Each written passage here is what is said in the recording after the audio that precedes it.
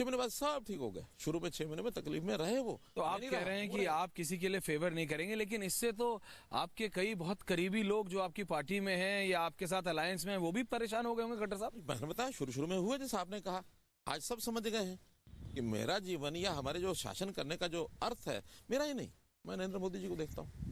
नरेंद्र मोदी जी भी इस प्रकार से व्यक्तिगत लाभ पहुंचाने के कभी भी हित में नहीं रहे, बल्कि एक बार ऐसा हुआ, एक उदाहरण, कोई एक सज्जन आया कि मुझे काम है, गुजरात का काम है, अगर आप मोदी जी को कह देंगे तो ये हो जाएगा। आप मोदी जी को कह देंगे तो? हाँ। अच्छा। उस समय मुख्यमंत्री नहीं था मैं, वो मुख्यमंत्री थे। ओके। मैंने गुजरात भवन से समय लेकर के एक बार वो काम कहा, छूटते उन्होंने कहा कि हम लोग शासन इसलिए कर रहे हैं कि किसी के व्यक्तिगत कामों के पीछे पड़ करके उनके काम कराएंगे। सिस्टम है, उस सिस्टम में जाए, काम हो जाए, बड़ी अच्छी बात है, नहीं हो कोई बात नहीं। किसी को कठिनाई आती हो सिस्टम में, उस कठिनाई को हर समय दूर करने के लिए सब तैयार है हम यहाँ। सिस्टम में कठिनाई अगर आती है उसको हल करना, इसका अल्टीमेट टारगेट करप्शन को कंट्रोल करना है ना। हरियाणा ने ऐसे ऐसे काम किए हैं, हमने ह्यूमन इंटरफेस जहाँ करप्शन की जड़ होती है उसको समाप्त किया।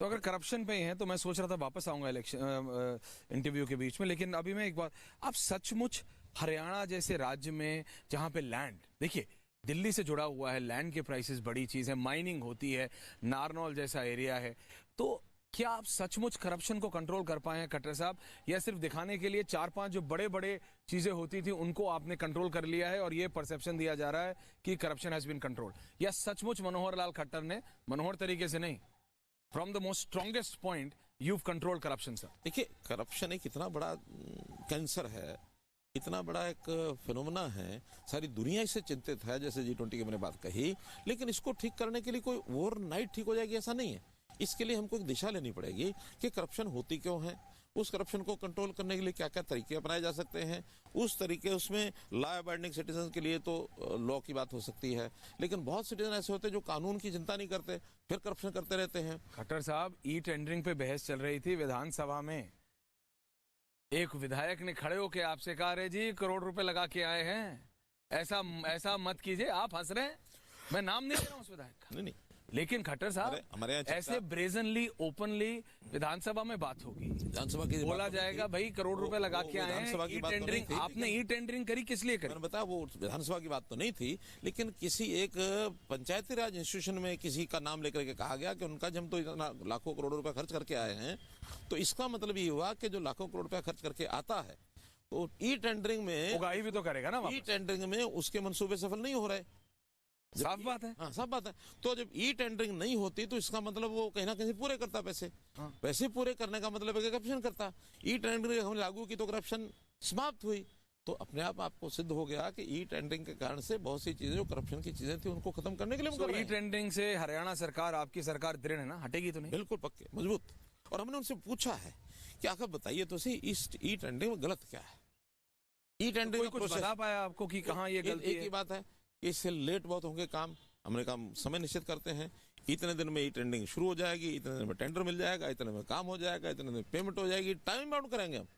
छोटा काम उसका कम समय, थोड़ा बड़ा काम और ज्यादा समय, और बड़ा काम उससे ज्यादा समय, जितना फिजिबल समय होगा उससे ज्यादा समय लगाएगा, जो भी कोई लगाएगा उसको जिम्मेदार ठहराएंगे।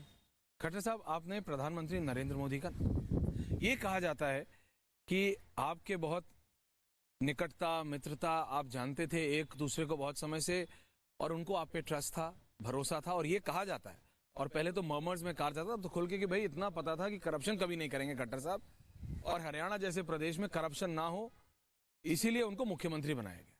देखिए, करप्शन ना करने के कई जो उसके विश्वास होते हैं, जो लोगों को होते हैं, उसमें से पहली बात तो यह है कि करप्शन जो है गलत चीज है।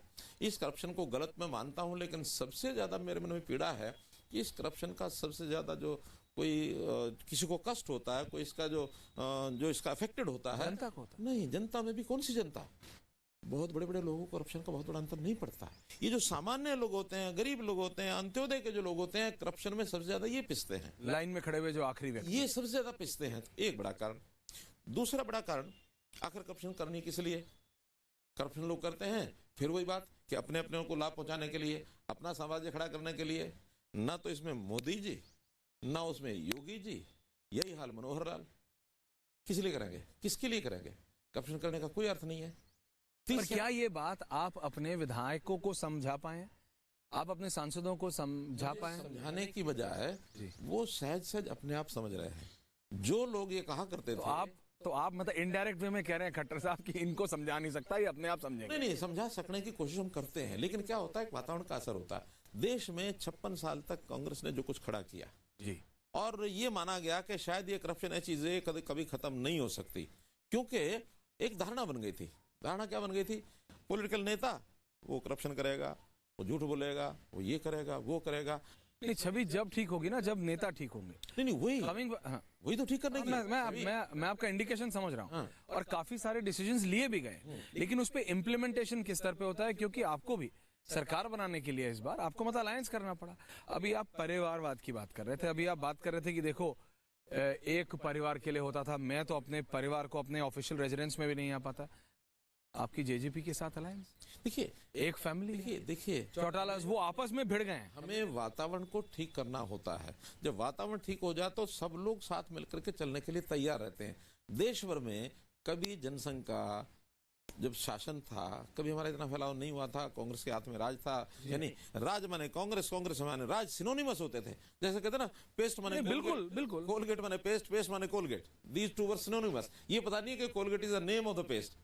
ऐसे ही Congress Congress is the name of the political party, लेकिन लोग क्या कहते थे, शासन माने कांग्रेस, कांग्रेस दूसरा कुछ आ सकता है, ये कभी भरोसा नहीं था। लेकिन जब चेंज आना शुरू हुआ, डेमोक्रेटिक सेटअप ठीक से देश में बना, तो आज पता लगा लोगों को कि नहीं, जो ठीक करेगा वो राज करेगा, जो ठीक नहीं करेगा उसको बाहर फेंक देंगे। कांग्रेस को बाहर फेंक दिया, कितनी छोटी छोटी पार्टियां सबको बाहर फेंक दिया। कहीं जो मजबूरी होती है तो उसमें क्या प्राथमिकताएं होती हैं। भाई हमारी प्राथमिकता पहले भी ये रही है, आज भी है कि कांग्रेस को दूर रखना, क्योंकि कांग्रेस ने देश का बहुत बड़ा नुकसान किया। जब कांग्रेस को दूर रखना है तो डेमोक्रेटिक प्रोसेस में यदि आवश्यकता पड़ेगी तो नॉन कांग्रेस पार्टी जो हमारे नजदीक होगी उसके साथ मिलकर चलेंगे।